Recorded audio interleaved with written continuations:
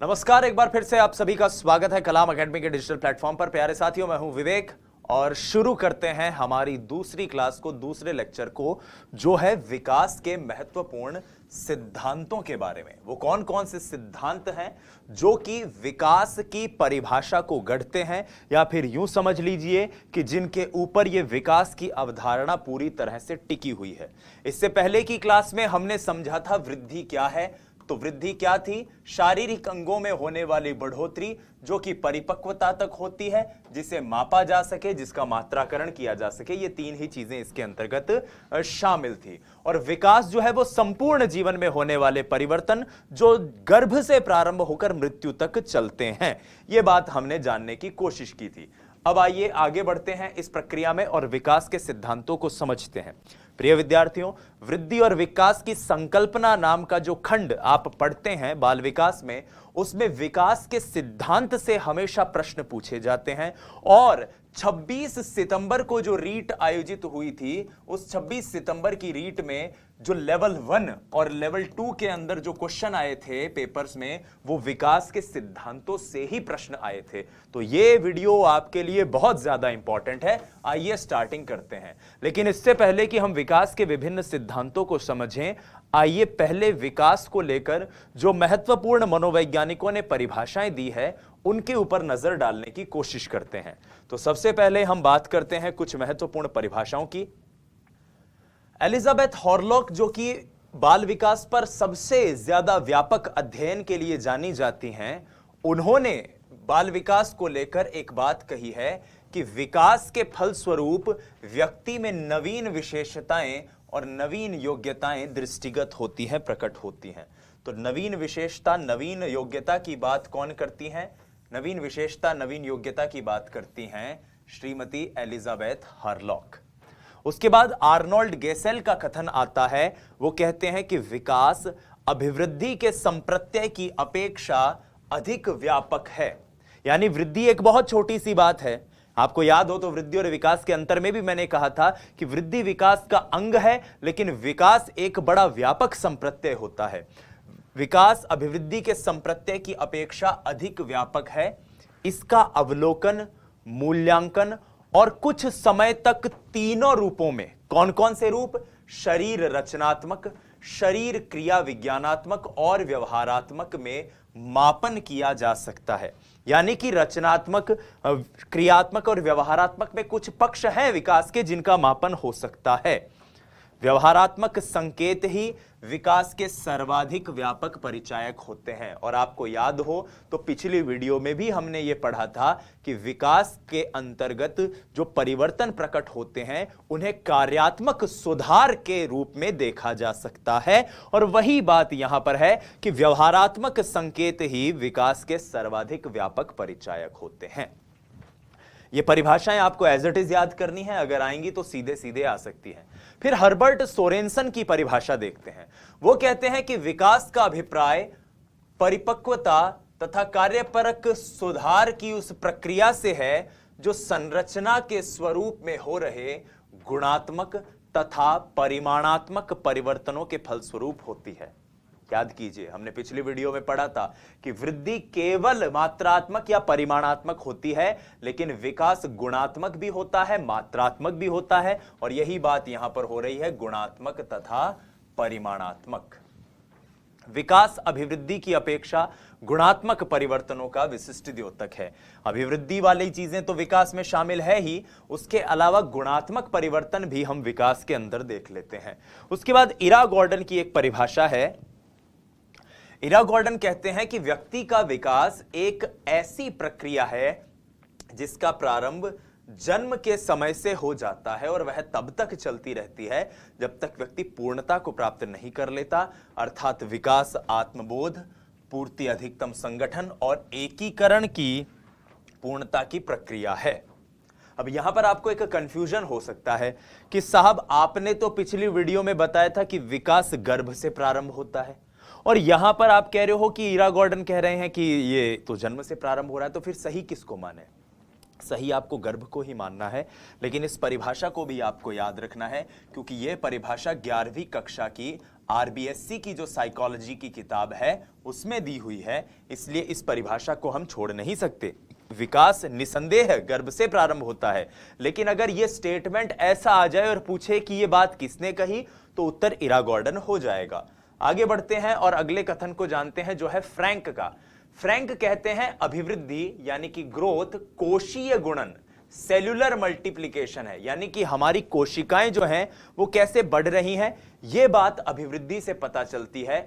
और विकास उन अंगों का संगठन है जिसे अभिवृद्धि और विभिन्नता द्वारा निर्मित किया जाता है।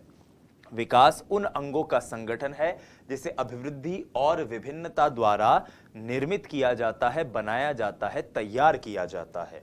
इसके बाद आगे भी कुछ हमें कथन देखने को मिलते हैं, जिनमें गैरिसन और अन्य का कथन बड़ा इंपॉर्टेंट है।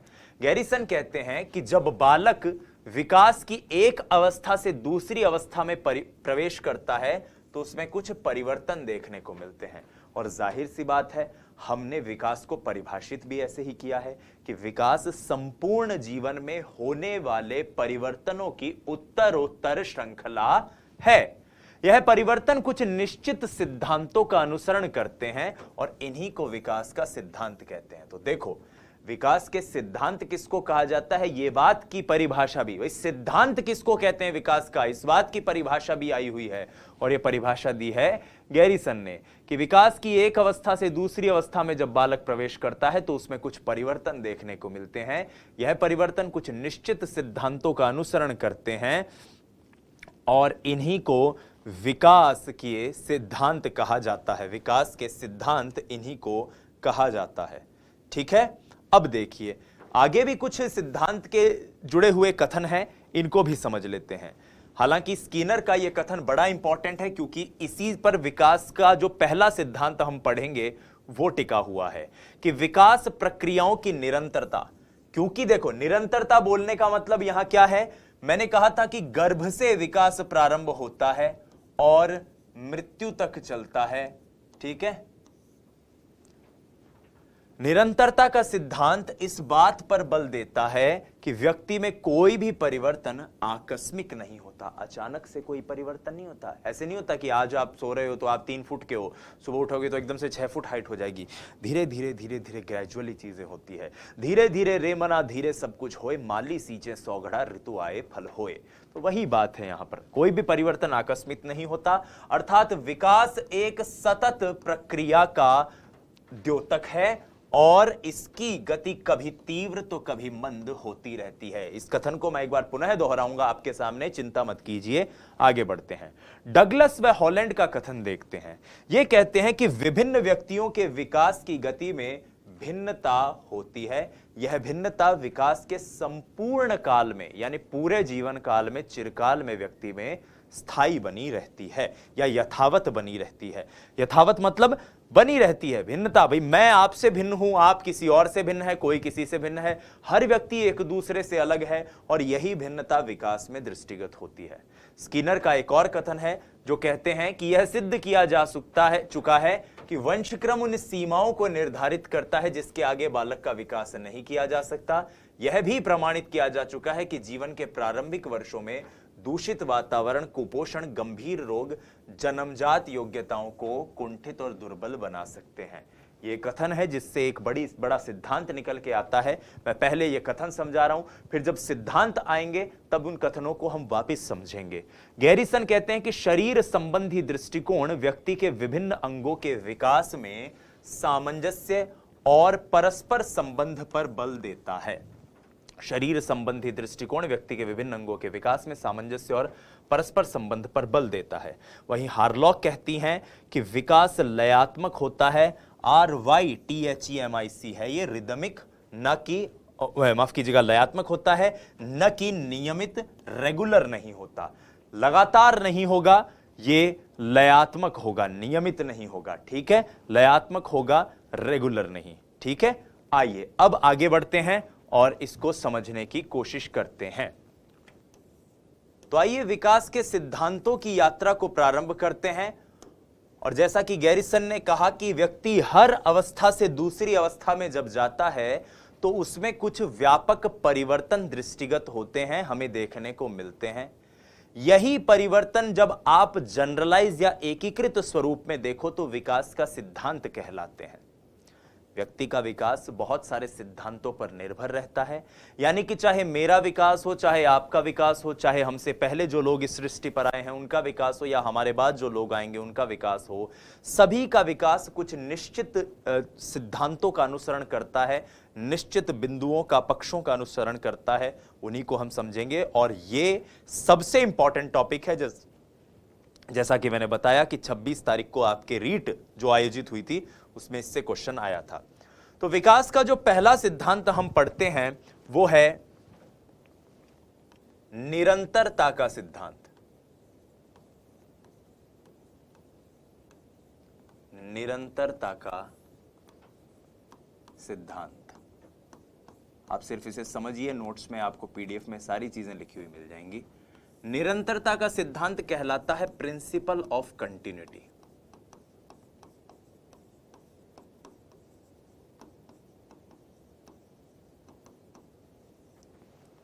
Principle of continuity. इस निरंतरता के सिद्धांत से रीट लेवल 2 में क्वेश्चन आया हुआ है पिछले ही साल। ध्यान से सुनो। निरंतरता का सिद्धांत कहता है कि विकास जो है निरंतर चलता है और विकास एक सतत प्रक्रिया है। विकास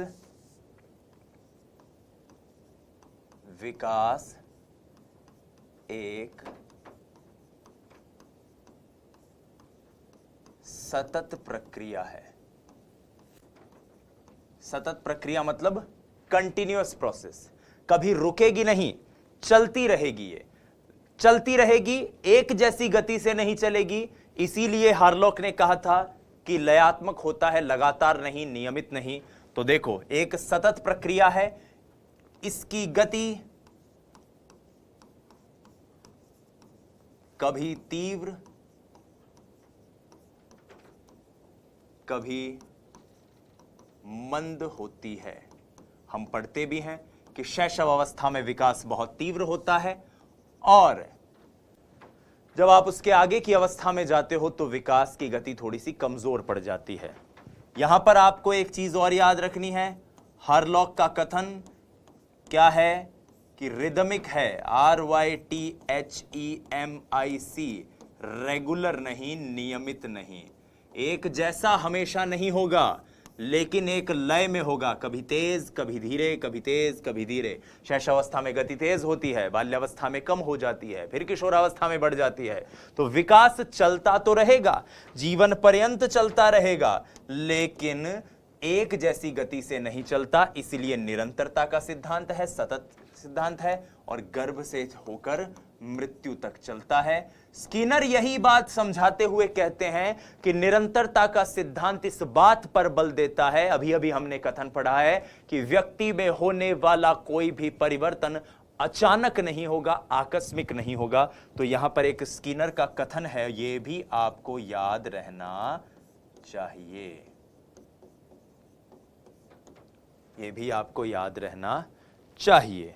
अब देखिए, जब आप ये पढ़ रहे हैं तो मेरा मन कर रहा है कि मैं आपको वो क्वेश्चन दिखाऊं जो क्वेश्चन आया हुआ है।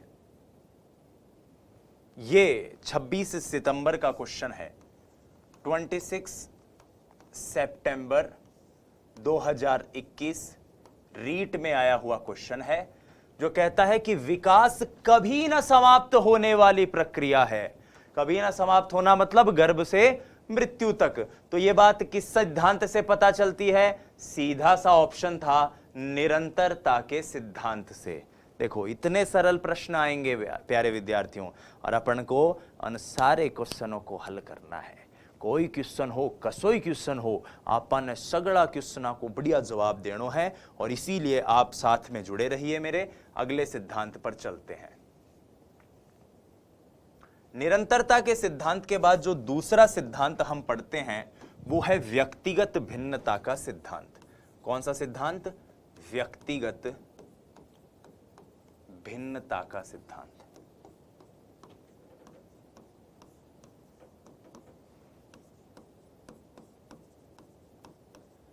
व्यक्तिगत भिन्नता के सिद्धांत से मतलब क्या है?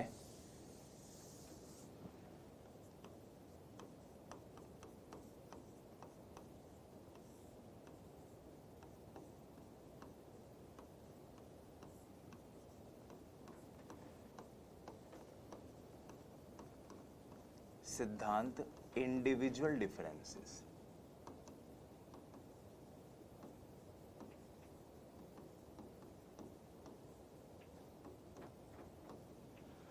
आपने अक्सर ऐसा देखा होगा कि आपकी हाइट जो है वो 5 फुट रह जाती है, लेकिन आपके बड़े भाई की हाइट है 6 फुट। आप जो हैं वो थोड़े से सांवले हैं, आपके बड़े भाई साहब हैं वो गोरे हैं।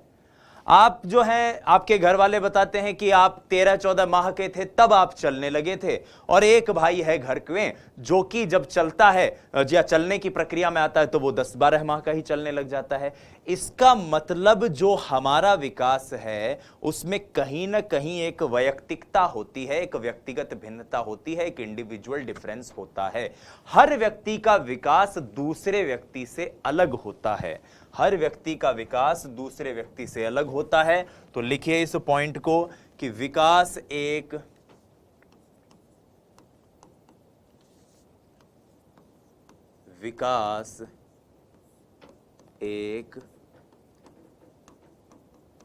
व्यक्तिगत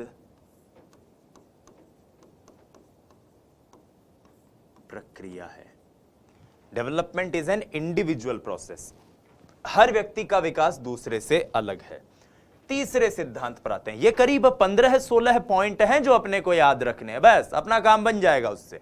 ठीक है, देखो व्यक्तिगत प्रक्रिया तो है, ये तो बात मान ली कि मेरा विकास आपसे अलग है, आपका विकास आपके परिवार के किसी अन्य व्यक्ति से अलग होगा, यहां तक कि एक समान माता पिता के जो संतान होती हैं उनके विकास में भी भिन्नता देखने को मिलती है। मगर इसके बावजूद जो पैटर्न फॉलो होता है विद्यार्थियों, वो तो हमेशा एक सा ही होता है।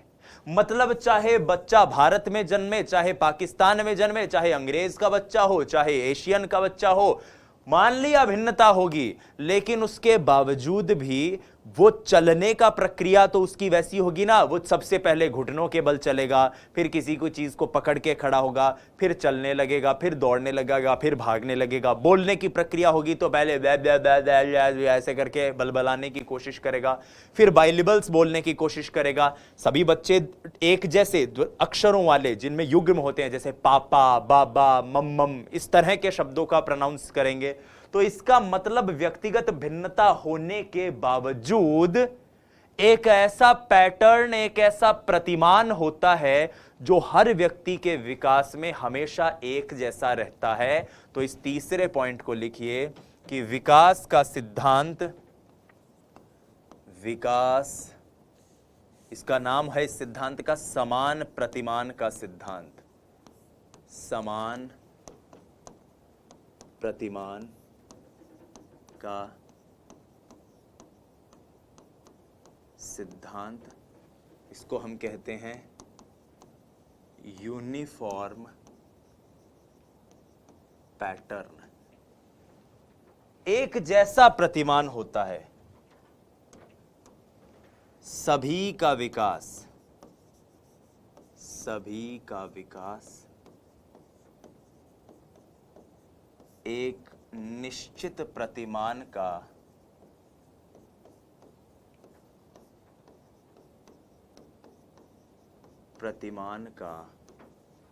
अनुसरण करता है।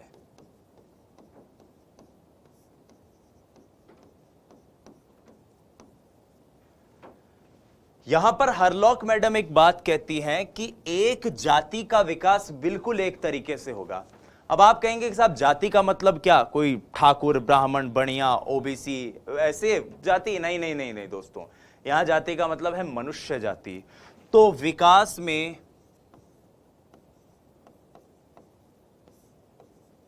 व्यक्तिगत भिन्नता, व्यक्तिगत भिन्नता, किंतु जातिगत समानता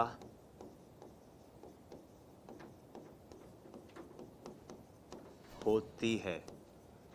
हर जाति का विकास बिल्कुल एक तरीके से होता है, तो व्यक्तिगत भिन्नता, इंडिविजुअल डिफरेंसेस तो होंगे, लेकिन जातिगत समानता, जो स्पेशल सिमिलैरिटीज है, एक स्पीसी का विकास बिल्कुल एक तरीके से होगा, ये जरूर देखने को मिलेगा। और ये जो स्टेटमेंट मैंने आपको लिखवाया है, इससे भी रीट 2021 में क्वेश्चन आया था, और उस क्वेश्चन को भी मैं आपके सामने यहां पर प्रदर्शित करूंगा। जो क्वेश्चन अब बताने जा रहा हूं वो लेवल 1 का क्वेश्चन है साथियों, लेवल 1 का क्वेश्चन है। ये देखिए, ये क्वेश्चन था वो L1 का क्वेश्चन है, 26 सितंबर 26 2021। क्या क्वेश्चन है, ध्यान से सुनो। मानव का विकास आजीवन चलता रहता है, ठीक है, तो निरंतरता की बात कर रहा है। आगे क्या कह रहा है, यद्यपि दो व्यक्तियों का विकास एक जैसा नहीं होता। हां, यद्यपि व्यक्तिगत भिन्नता तो होती है, किंतु सभी सामान्य बालकों में विकास का क्रम एक सा रहता है। क्रम मैं जो बोल रहा था, पहले घुटनों के बल चलना, फिर चीजों को पकड़ के खड़ा होना, फिर उनको पकड़ते हुए सरकना और उसके बाद चलना, तो यह एक तरह का क्रम है जो सब में एक जैसा रहता है। यह कथन विकास के किस सिद्धांत की ओर संकेत करता है, तो साहब यह विकास के समान प्रतिरूप या समान प्रतिमान, प्रतिमान मतलब पैटर्न, प्रतिरूप मतलब भी पैटर्न होता है, उस सिद्धांत का अनुसरण करता है। सरल सा क्वेश्चन है, बस हो गई बात। आगे बढ़िए, अगले स्टेटमेंट पर चलते हैं। अगला स्टेटमेंट अगले सिद्धांत पे समझते हैं। स्टेटमेंट का मतलब है अगले सिद्धांत को समझने की कोशिश करते हैं। तो समान प्रतिमान के सिद्धांत को समझने के बाद अब हम विकास के तीसरे सिद्धांत पर चलते हैं, और विकास का तीसरा सिद्धांत कहता है, स्टेटमेंट है कि विकास सुव्यवस्थित क्रम में होता है, सुव्यवस्थित क्रम में होता है,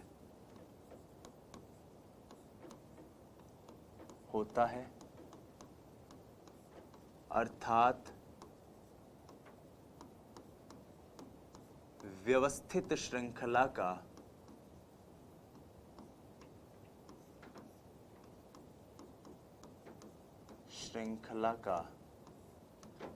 अनुगामी है।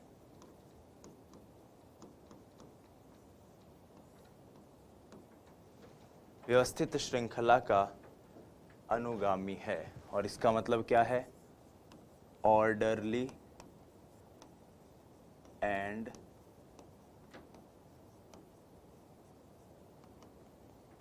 प्रोग्रेसिव। एक ऑर्डर में होगा, एक सुव्यवस्थित क्रम में होगा, और एक व्यवस्थित श्रृंखला का अनुगामी है। हर बच्चा एक ही जैसा क्रम, एक ही जैसा पैटर्न फॉलो करता है, ये कुछ और नहीं है। समान प्रतिमान के सिद्धांत को एक और बेहतर ढंग से कहने का तरीका है, कथन का तरीका थोड़ा सा अलग है। चौथे नंबर के स्टेटमेंट पर चलते हैं। मेरे ख्याल से ये चौथा था, अपन ने गलत लिख दिया है ना, चलो मैं इसको वापस कैंसिल कर देता हूं। ये 4 नंबर स्टेटमेंट है। 5 नंबर स्टेटमेंट पर बढ़ते हैं। 5 नंबर स्टेटमेंट कहता है कि विकास वंशक्रम और वातावरण की अंतःक्रिया का परिणाम है। अंतःक्रिया का परिणाम है। अंतःक्रिया मतलब इंटरैक्शन, किसके और किसके बीच में, हेरेडिटी एंड एनवायरनमेंट।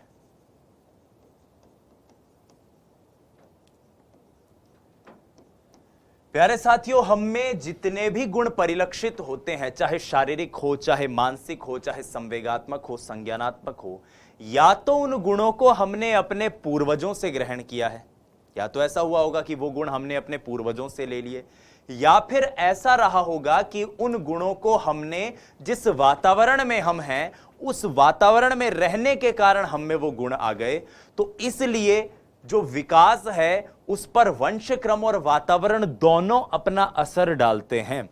हालांकि वंशक्रम और वातावरण का असर कैसा होता है, इसकी पूरी जानकारी एक सेपरेट वीडियो में आपको मिलेगी। तो आप वंशक्रम वातावरण का गुणनफल है, ये दोनों एक दूसरे के पूरक हैं, अलग नहीं किए जा सकते, ये सारी चीजें आप उस सेपरेट वीडियो में देखिएगा।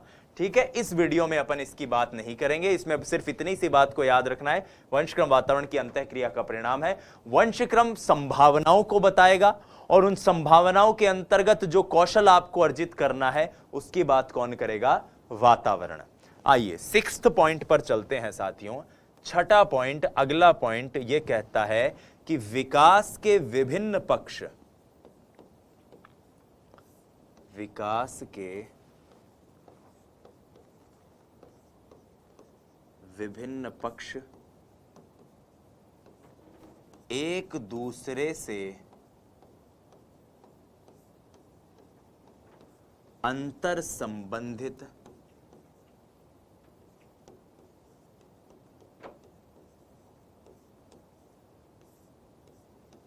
व एक दूसरे पर अंतर निर्भर हैं। ठीक है, विकास के विभिन्न पक्ष एक दूसरे से अंतर संबंधित हैं और एक दूसरे के अंतर निर्भर हैं। इसको आप ऐसे कह सकते हो, inter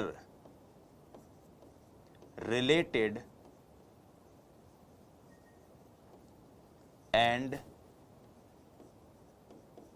inter dependent. Inter related inter dependent का क्या मतलब है साथियों? इंटर रिलेटेड इंटर डिपेंडेंट को आप एक अंग्रेजी कहावत से याद रख सकते हो, healthy mind lives in healthy body.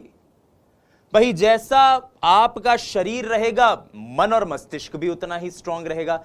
इसका मतलब विकास के जितने भी पक्ष हैं, जैसे कि शारीरिक विकास है, मानसिक विकास है, संवेगात्मक विकास है, संज्ञानात्मक विकास है, ये सब एक दूसरे से जुड़े हुए हैं। आप शारीरिक रूप से स्वस्थ रहोगे तो आप मानसिक रूप से स्वस्थ रहोगे, मानसिक रूप से स्वस्थ रहोगे तो आप संवेगात्मक रूप से स्वस्थ रहोगे, संवेगात्मक रूप से स्वस्थ रहोगे तो संज्ञानात्मक रूप से स्वस्थ रहोगे।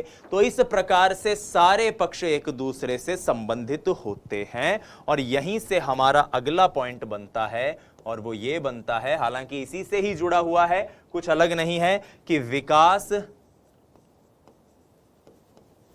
बहुदिशीय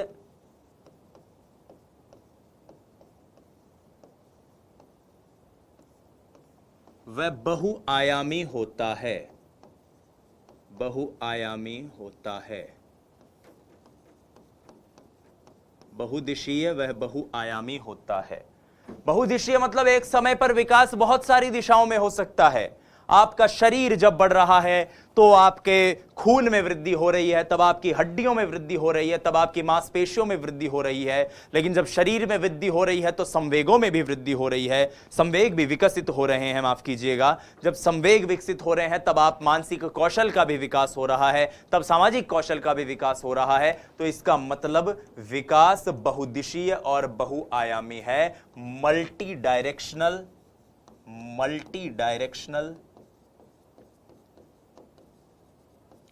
एंड मल्टी डायमेंशनल।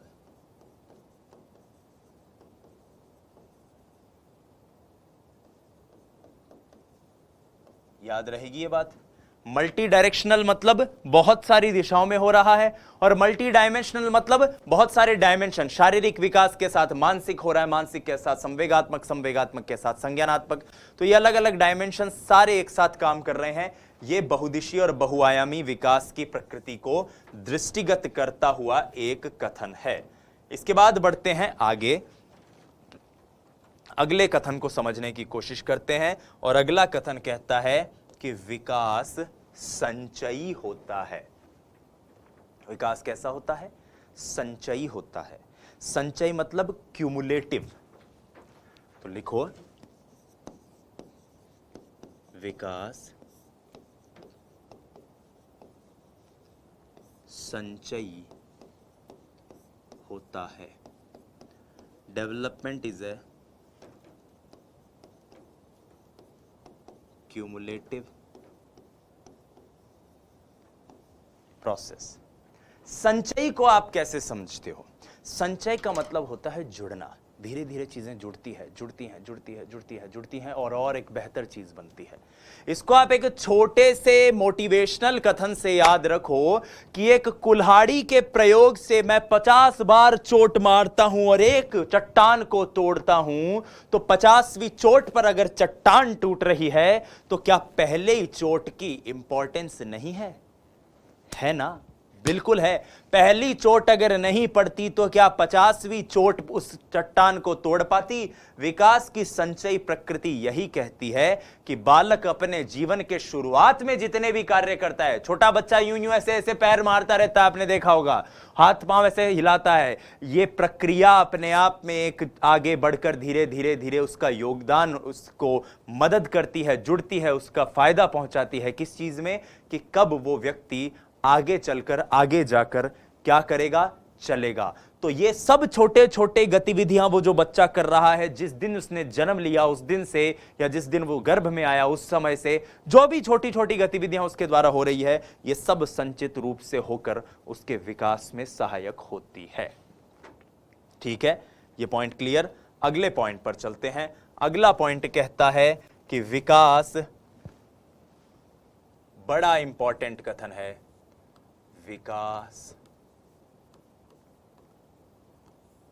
सामान्य से विशिष्ट होता है। सामान्य से विशिष्ट होता है।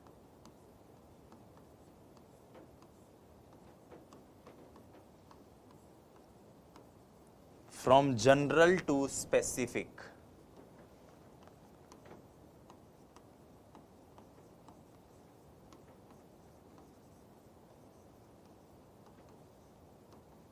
General to specific. शुरुआत में बालक के द्वारा की जाने वाली सभी गतिविधियां सामान्य होती हैं। उसको भूख लगेगी तो भी वाई वाई रो रहा है, उसको प्यास लगेगी तब भी वाई वाई रो रहा है, उसको पेट में दर्द हो रहा है तब भी वो रो रहा है। यानी हर कार्य को वो सामान्य रूप से एक ही गतिविधि के द्वारा करता है, लेकिन धीरे धीरे रोने की प्रक्रिया में भी सुधार हो रहा है। अब वो रोना अलग सीख जाता है, सुबकना अलग सीख जाता है, आंसू आ रहे हैं लेकिन रो नहीं रहा है, ऐसी चीज अलग सीख जाता है। तो ये क्या है? ये बताता है कि विकास शुरुआत में विकास के प्रक्रिया में व्यक्ति की सभी अनुक्रियाएं सामान्य होंगी, एक जैसी होंगी, लेकिन धीरे धीरे उसमें विशिष्टता आने लग जाती है। इस सामान्य से विशिष्ट के सिद्धांत को मैं एक और उदाहरण से समझाऊंगा। वो उदाहरण जो आप अक्सर पढ़ते हैं, या नहीं पढ़ा है तो अभी पढ़ लेंगे, उस उदाहरण से भी इसको समझने की कोशिश करेंगे। हाल फिलहाल उससे जुड़े हुए मैं एक कथन को और समझा दूं, उसके बाद हम इसके ऊपर चलेंगे। तो लिखो,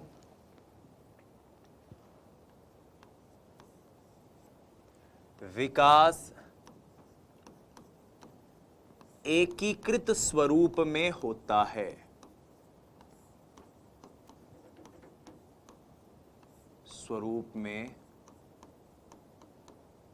होता है। एकीकृत स्वरूप का मतलब एक इंटीग्रल प्रोसेस है विकास।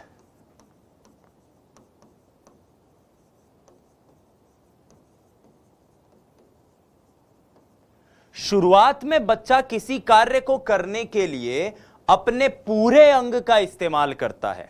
शुरुआत में बच्चा एक कार्य को करने के लिए अपने पूरे अंग का इस्तेमाल करता है, फिर धीरे धीरे वो अंग के प्रत्यंग का इस्तेमाल करके काम करता है। पहले उसको लगता है ये पूरे हाथ से अपन इस कार्य को कर लें, ठीक है। फिर उसको लगता है कि नहीं, इसको करने के लिए तो मैं केवल अपने कोहनी का इस्तेमाल से ही कर सकता हूं। एक समय बाद जब उसको कलाइयों का प्रयोग आ जाता है, उंगलियों का प्रयोग आ जाता है, और तत्पश्चात पहले पूरे अंग को, फिर अंग के प्रत्यंग को, और बाद में समग्र रूप से पूरे अंग का इस्तेमाल करने वो बच्चा लग जाता है। और यही विकास का एकीकृत स्वरूप है। मुझे एक प्रश्न का जवाब दीजिए कि जब मैं इस बात को कह रहा हूं कि एक बच्चा पहले एक पेंसिल उठाने के लिए पूरे अंग का इस्तेमाल करेगा, फिर धीरे धीरे उसका अपने अंगों के प्रत्यंगों पर कंट्रोल आ गया, वो इस पेंसिल को ऐसे भी उठा सकता है, ऐसे भी उठा सकता है, इस तरह से भी उठा सकता है, इन दोनों के उंगलियों के प्रयोग से भी उठा सकता है, तो क्या इसको मैं एकीकृत स्वरूप या एकीकरण का उदाहरण कहूंगा? आप कहोगे हां। मेरा अगला प्रश्न है कि क्या मैं इसे सामान्य से विशिष्ट का उदाहरण भी कह सकता हूं? सोच के बताइए, सोच के बताइए कि पहले वो बच्चा सामान्य रूप से इसे पकड़ने की कोशिश कर रहा था, अब उसे पता है कि मैं अपने विशिष्ट अंग का इस्तेमाल करके इसे पकड़ सकता हूं। आपका उत्तर होगा हां। रीट एक बार इस तरह का क्वेश्चन पूछ चुका है, हालांकि इसमें एक और अभी सिद्धांत आना बाकी है। 3 सिद्धांत हैं जो बिल्कुल एक ही उदाहरण पर फिट बैठते हैं, और इसीलिए उस क्वेश्चन में बाद में दोनों आंसर्स को सही माना गया था। उस क्वेश्चन को भी हम यहां पर डिस्कस करेंगे।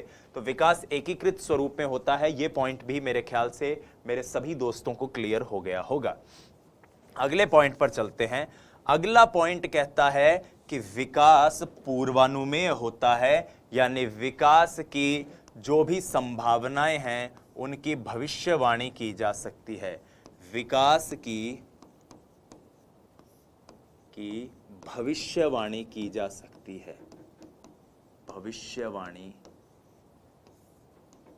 की जा सकती है।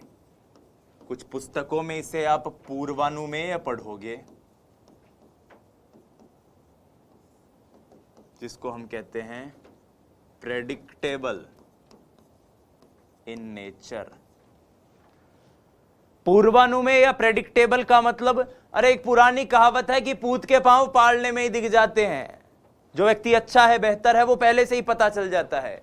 अक्सर ऐसा नहीं होता कि मान लो कि जो एक बच्चा है उसके वो चल नहीं रहा, 13-14 महीने हो गए चल नहीं पा रहा, मां परेशान, तो कहीं पीछे से दादी रहस्योद्घाटन करती है और बोलती है, अरे इको बाप बियाल कोई हो, वो भी 15 महीना पहले कौन साल हो, तो वो भी कौन साल है। इसका मतलब दादी ये बात जानती है कि ये गुण पिता से इस बच्चे में आ गए हैं। पिता ने भी लेट चलने की प्रक्रिया की थी, ये बच्चा भी लेट चलेगा। तो यहां पर दादी क्या कर रही है, एक तरह से प्रेडिक्शन ही तो कर रही है, भविष्यवाणी ही तो कर रही है। और वैसे आप ये भी कह सकते हैं कि बहुत छोटी उम्र में कलाई की हड्डियों का अगर एक्सरे किया जाए, एसके मंगल साहब इस बात को कहते हैं, तो उस कलाई की हड्डी के एक्सरे द्वारा आप यह बता सकते हो कि प्रौढ़ अवस्था में, एडल्ट एज में जब वो बच्चा जाएगा तो उसकी हड्डियों की साइज क्या होगी, उसकी हड्डियों की शेप कैसी होगी, आकार कैसा होगा। तो विकास की भविष्यवाणी की जा सकती है। इस पॉइंट को आप सभी याद रखिएगा। 12वां पॉइंट चलते हैं। 12वां पॉइंट कहता है कि विकास, बालक और बालिकाओं का विकास बालिका व बालकों के विकास की दर में, बालकों के विकास की दर में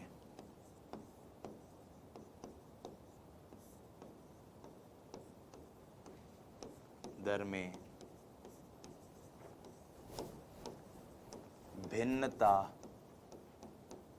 होती है। जाहिर सी बात है भाई, बालक और बालिकाएं जिनकी शारीरिक संरचना अलग है, संवेगात्मक रूप से दोनों अलग अलग बिहेव करती हैं, नैतिक रूप से, संज्ञानात्मक रूप से दोनों अलग अलग बिहेव करती हैं, तो जाहिर सी बात है उनके विकास की दर में, रेट ऑफ डेवलपमेंट जो होगा वो भी अलग अलग ही होगा। अब यहां पर मैं एक प्रश्न आप लोगों से करूं, एक प्रश्न कर रहा हूं, ध्यान से सुनना, और मैं चाहूंगा कि आप इसका सही जवाब दो और कमेंट में जरूर बताना। नए साथियों, हमें बहुत आगे तक जाना है। आपके सारे कमेंट्स मैं पर्सनली विजिट करूंगा और मैं कोशिश करूंगा जहां तक संभव हो मैं उनका जवाब दे पाऊं। ये बालक और बालिकाओं के विकास की दर में भिन्नता होती है, इस बात को हम अब तक जो 11 पॉइंट पढ़ चुके हैं उनमें से किसके जरिए ज्यादा बेहतर समझ सकते हैं? अब तक जो 11 आपने पॉइंट पढ़े हैं, चाहो तो वीडियो को पीछे लेके चेक कर लो पॉज करके, कि ज्यादा तो 11 पॉइंट पढ़े उनमें से कौन सा पॉइंट ऐसा है जो थोड़ा नजदीक है इस बात को बताने के कि बालक व बालिकाओं के विकास की दर में भिन्नता होती है? नहीं समझ में आया? अरे जब भिन्नता की बात ही कर रहे हैं साथियों, तो हमने एक वर्ड पढ़ा है ना, व्यक्तिगत भिन्नता का सिद्धांत। हर व्यक्ति का विकास दूसरे से अलग है, तो बालक और बालिकाओं का भी विकास एक दूसरे से अलग होगा। बस इतनी सी बात है, क्यों ज्यादा सोचना अपने को। ठीक है, अगले स्टेटमेंट पर आओ। अगला स्टेटमेंट है 13, वो कहता है कि विकास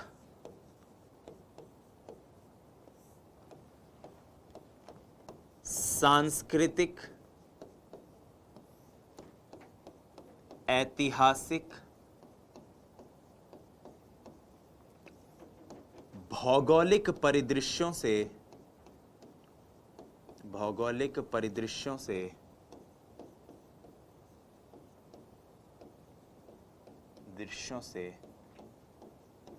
प्रभावित होता है।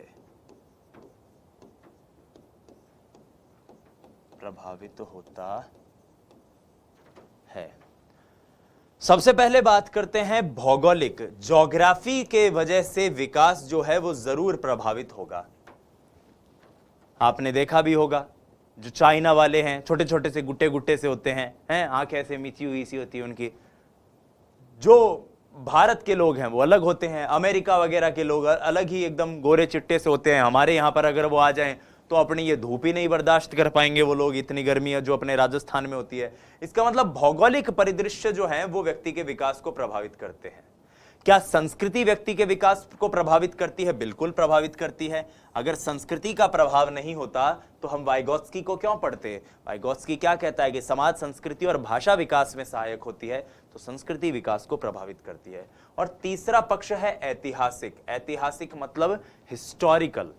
पुराना जो दौर था, आज से 100-150 साल पहले जब भारत आजादी के लिए लड़ाई लड़ रहा था, तब के जो युवा लोग थे, आपकी उम्र के लोग थे, क्या उनकी आवश्यकताएं, उनकी जरूरतें, उनका विकास बिल्कुल वैसा ही रहा होगा जैसा आपका है? नहीं। आप इसको वंशक्रम वातावरण से भी समझ सकते हो कि उस दौर में शुद्ध खाना, सब शुद्ध भोजन मिलता था, तो जाहिर सी बात है शरीर ज्यादा ताकतवर था, ज्यादा विकास अच्छा विकास होता था। और अब जो है वो खाने में मिलावट और इतना ज्यादा प्लास्टिक और इतना ज्यादा उसके अंदर केमिकल्स हम खा रहे हैं भोजन के नाम पे, कि अब आप कह ही नहीं सकते कि शुद्ध चीज मिल रही है। तो जाहिर सी बात है उसका असर भी हमारे शारीरिक विकास पर, मानसिक विकास पर, संवेगात्मक, संज्ञानात्मक विकास पर पड़ रहा है। एक सरल से उदाहरण से इसको समझ सकते हैं। तो सांस्कृतिक, ऐतिहासिक, भौगोलिक तीनों परिदृश्यों से विकास प्रभावित होता है।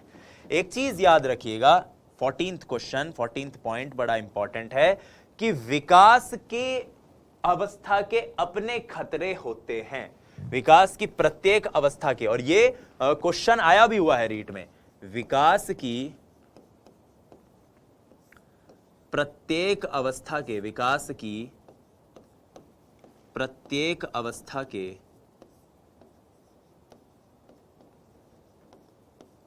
के अपने खतरे हैं, अपने खतरे हैं। डेवलपमेंट हैज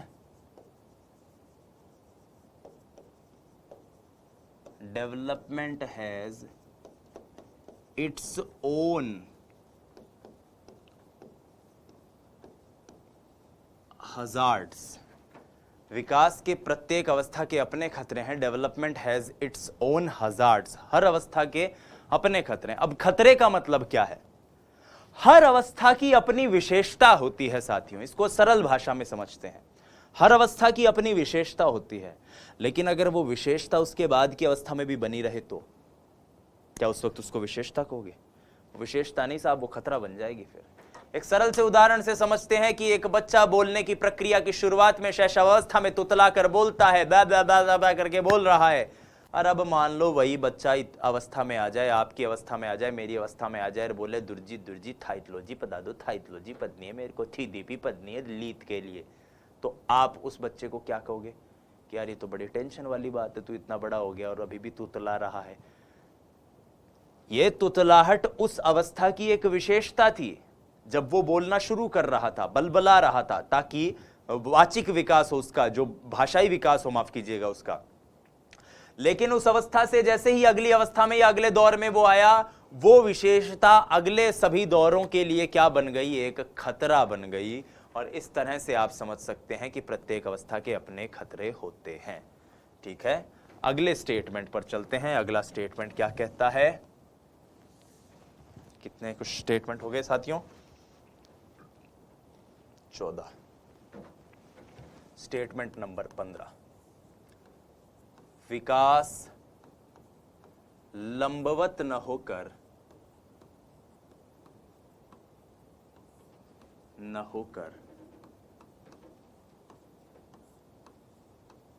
वर्तुलाकार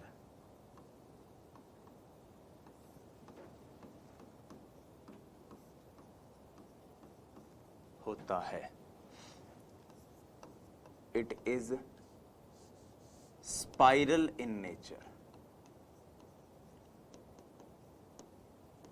कैसा है विकास? स्पाइरल होता है। स्पाइरल का मतलब है, देखो,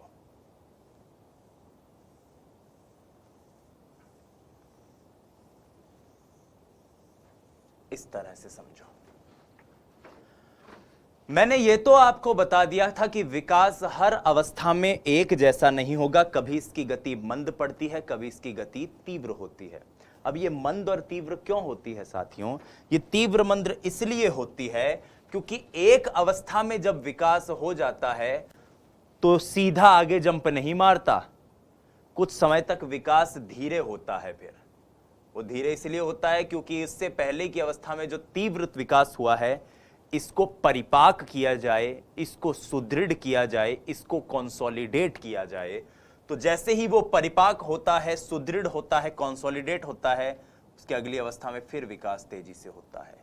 जैसे शैशव अवस्था में विकास 2 साल तक तीव्र गति से होगा, फिर अगली बाल्यावस्था जब आएगी तो विकास धीरे होने लग जाएगा, ताकि जो शैशव अवस्था में तीव्र गति से विकास हुआ है इसको थोड़ा सा सुदृढ़ता मिले, परिपाक हो, ये कंसोलिडेट हो, और फिर अगली जो अवस्था आएगी किशोर अवस्था, उसमें विकास पुनः तीव्र गति से होने लग जाएगा। ठीक है, तो इस प्रकार से यात्राएं आगे चलती हैं। क्लियर है आपको चीजें? ठीक है, विकास लंबवत न होकर वर्तुलाकार होता है। मेरे ख्याल से आपको ये पॉइंट सबको अच्छे से क्लियर हो गया होगा। अंतिम पॉइंट पर चलते हैं। माफ कीजिएगा, अंतिम नहीं, अभी तो कई हैं, 2-3 पॉइंट और हैं। विकास में परिपक्वता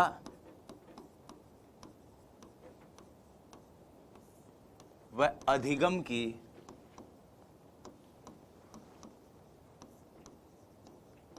भूमिका होती है।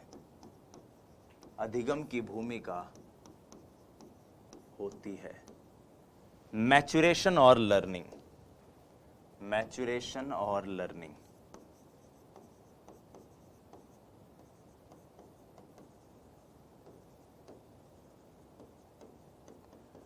यहां तक कि एलिजाबेथ हरलॉक ने तो अपनी पुस्तक में विकास को परिपक्वता और अधिगम का एक प्रोडक्ट बताया है, गुणनफल बताया है। उन्होंने तो यह कहा है कि परिपक्वता, किसने?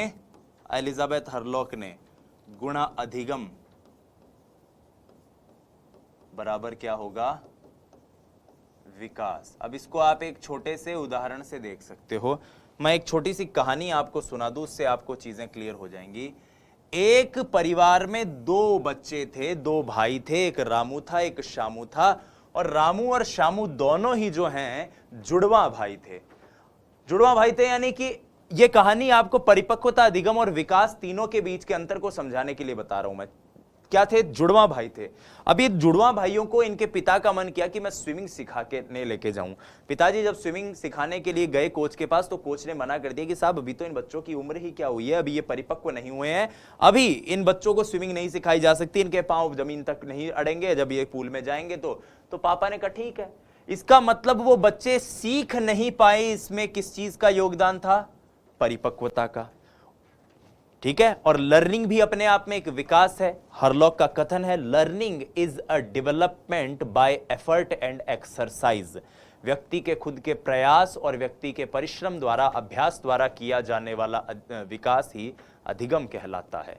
ठीक है, अब देखो, मान लो 2 साल बाद वो गए, 2 साल बाद पिताजी ने उनको स्विमिंग सिखाने के लिए भेज दिया। तो एक ने तो कहा कि मैं स्विमिंग सीख लूंगा, एक ने मना कर दिया 2 साल बाद, बोला मैं तो ना सीखूं, मैं तो सेकंड ग्रेड की करूंगा, रीट की तैयारी करूंगा, आरएस की तैयारी करूंगा, मन कौन सीखने स्विमिंग। चला गया।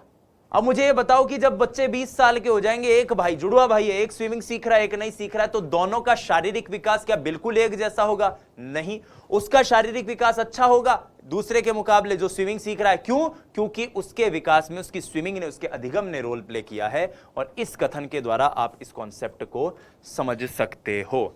ठीक है, एक कथन और देख लीजिए, 17वां कथन, जो कहता है कि आरंभिक बुनियाद विकास की प्रक्रिया में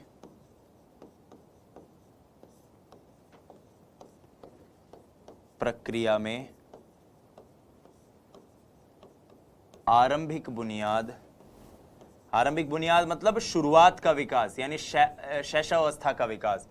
बुनियाद बाद के विकास से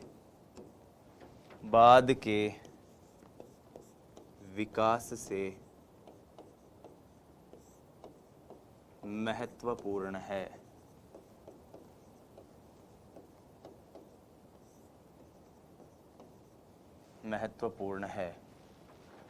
विकास की प्रक्रिया में आरंभिक बुनियाद बाद के विकास से अधिक महत्वपूर्ण है। तो ये चीज क्लियर हो गई आपको, ठीक है। परिपक्वता व अधिगम की भूमिका होती है प्रक्रिया में आरंभिक बुनियाद बाद के विकास से ज्यादा महत्वपूर्ण है। अब दो बड़े महत्वपूर्ण टर्म्स हैं जिनको हमें जानना है। एक तो होती है सीफेलोकॉडल, CEPHALOCAUDAL।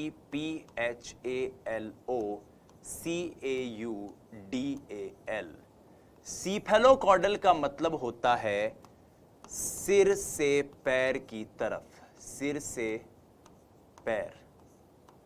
विकास की प्रक्रिया में व्यक्ति का जो विकास होता है, विकास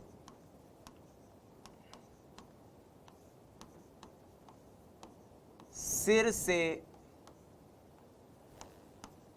पैर की ओर बढ़ता है। आपने नोटिस भी किया होगा, एक बच्चा जो है वो पहले अपनी गर्दन उठाना सीखता है, फिर इस पर नियंत्रण करना सीखता है, फिर वो बैठा छाती उठाना सीखता है, इस पर नियंत्रण करना सीखता है, फिर धीरे धीरे धीरे धीरे धीरे धीरे उसका नियंत्रण अपने शरीर के अंगों में होता होता अंत में पैरों पर पहुंचता है, और सबसे आखिर में वो अपने पैरों पर खड़ा होना और चलना सीखता है। लेकिन सबसे पहले वो अपनी गर्दन, अपने सिर के ऊपर नियंत्रण करना सीखता है। तो इसलिए सीफेलोकॉडल का मतलब है सै से सीफेलोकॉडल, सै से सिर, सिर से पैर की तरफ। दूसरा कथन है प्रॉक्सिमोडिस्टल। दूसरा कथन क्या है? प्रॉक्सिमोडिस्टल।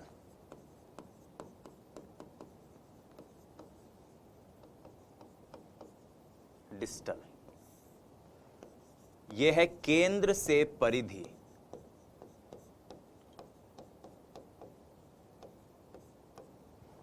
केंद्र से परिधि का क्या मतलब है कि जो केंद्र के अंग हैं, central nervous system, central spinal system के जो अंग है, जैसे रीढ़ की हड्डी, इसका विकास सबसे पहले होगा। एक बच्चा लेटा रहता है, लेटते ही सबसे पहले नहीं बैठता, सबसे पहले वो अपने पसवाड़ा लेना, करवट लेना, पलटना उलटना अपने आप को सीखता है।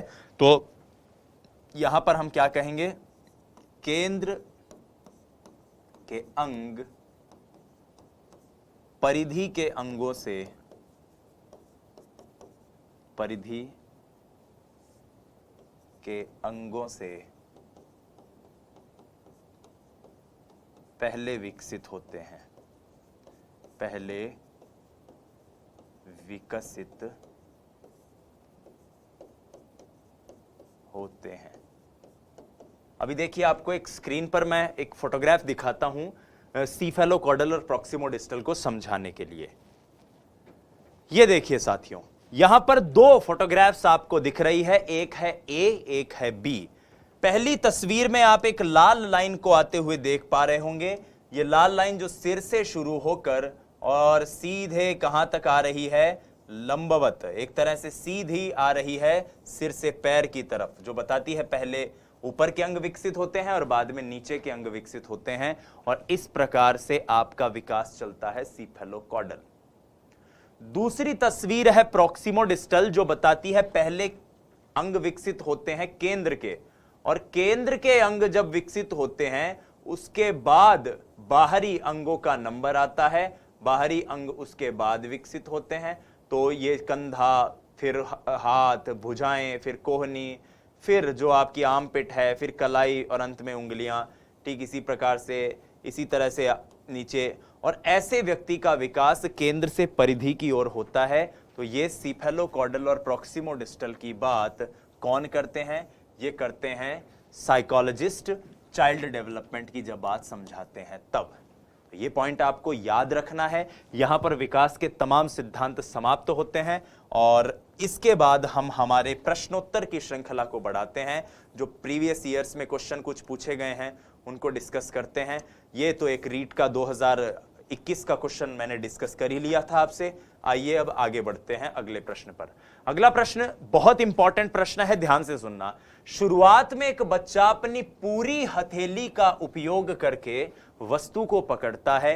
धीरे धीरे वृद्धि और विकास के रूप में बच्चा उंगली और अंगूठे का उपयोग करके वस्तु को उठाने का प्रयास करता है। यह कौन सा विकास है? तो देखो, इसको हमने एकीकरण में भी पढ़ा था,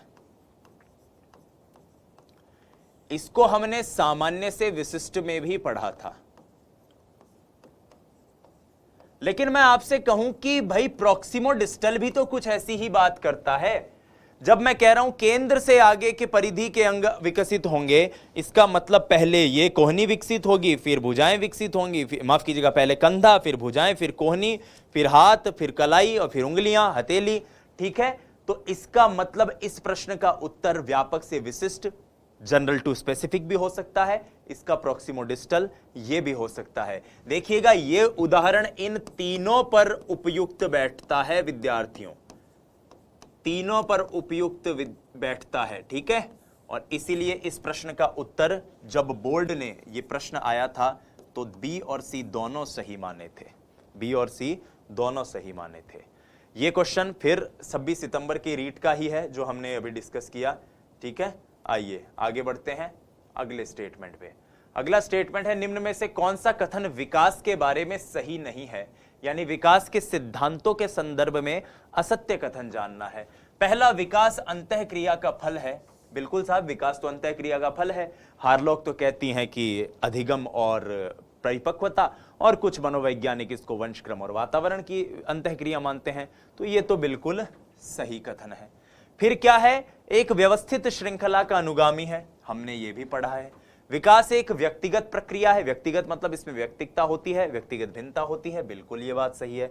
विकास विशिष्ट से सामान्य की ओर होता है, विकास विशिष्ट से सामान्य नहीं, सामान्य से विशिष्ट होता है, सामान्य से विशिष्ट, general to specific, GS, general से स्पेसिफिक होता है। ठीक है, आओ इसके बाद बढ़ते हैं आगे अगले क्वेश्चन पे।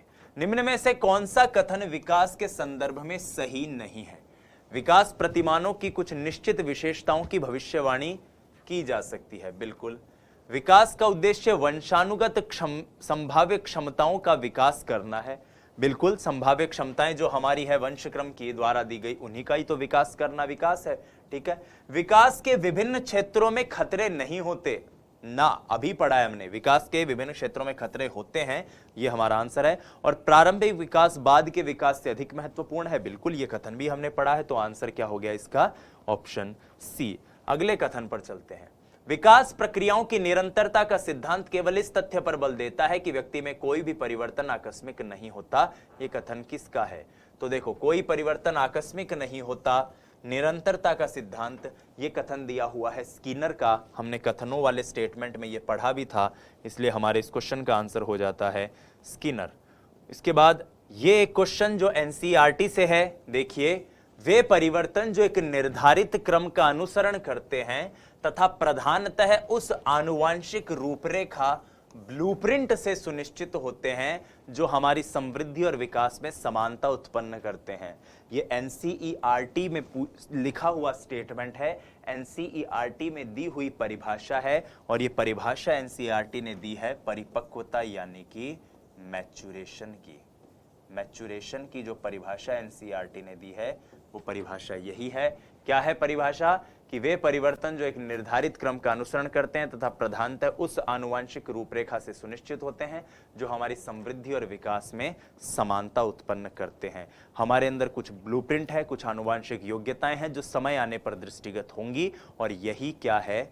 यही परिपक्वता है।